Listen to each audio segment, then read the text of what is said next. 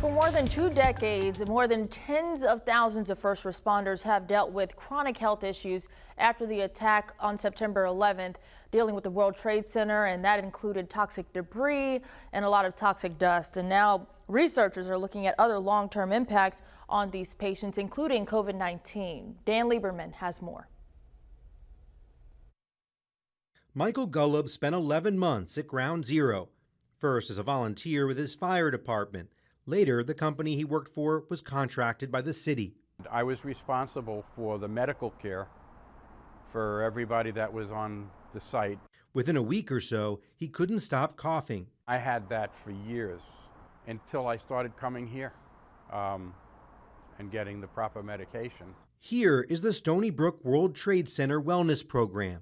Thousands of responders are seen with conditions such as obstructive airway disease, asthma, cancer, PTSD, and depression. This gives rise to a variety of susceptibility and vulnerability to being able to deal with other diseases or infections. Program Director Dr. Benjamin Luff's latest research looks at nearly 1,300 responders who had COVID-19.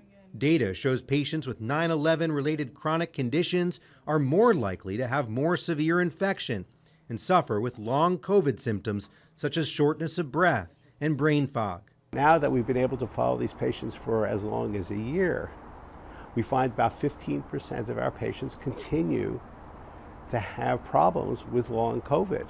Another recent study suggests responders with PTSD could be affected by a specific form of dementia.